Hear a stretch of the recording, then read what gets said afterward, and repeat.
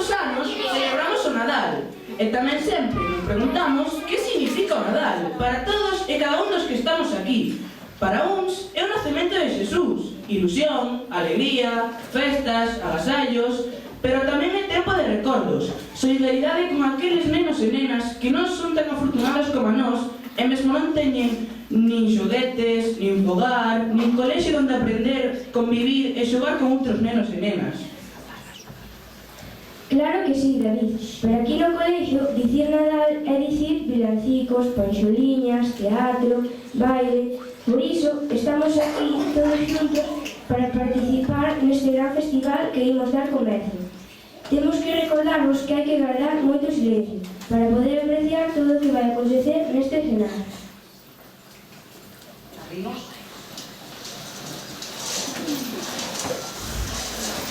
Como vedes, xa están preparados os nenos e nenas de sexto infantil, que van facer unha pequena dramatización da adaptación do conto de Charles Dickens, Conto de Nadal.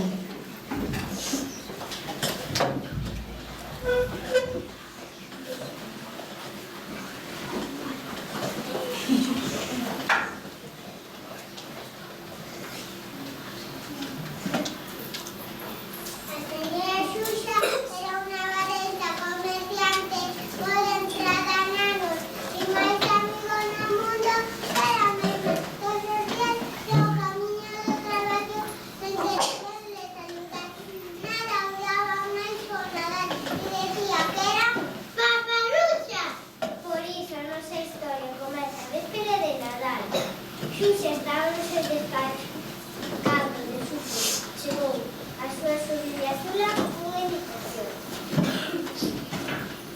Querida tía, gustaríanos invitarte a pasar o Nadal a nosa casa. O Nadal é unha pena de tempo de carto. Pero tía, sabe que nos espíritos espíritos? Iso do espírito non son máis que paparrucha. Despois de ter despertado a familia,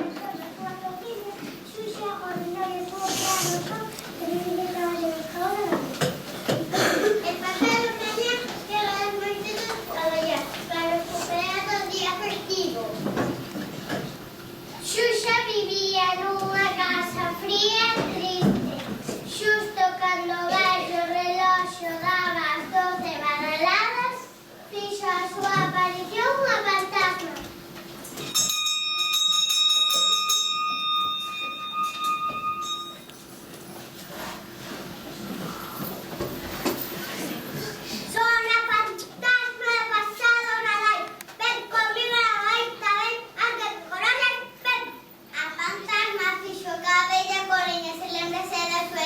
Parecida a nos anos e a que Xuxa quería moito.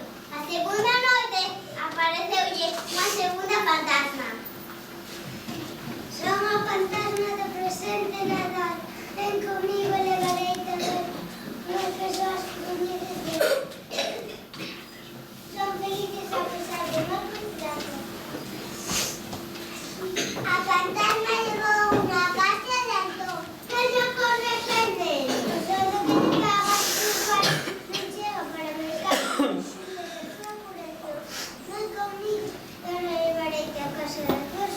Na casa da súa pobriña todos disfrutaban do Nadal, tantas horas dos panxoriñas, e dentro do seu cuarto a nota 70 apareceu a última fantasma. Paparucha.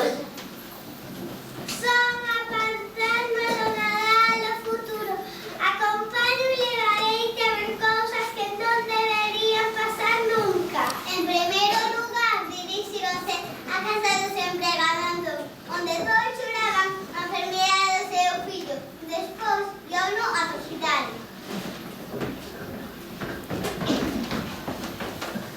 Pero este hospital que estuve hace anos gravemente enferma. E como poden ver, ninguén deixou nunca agasallos e visitas.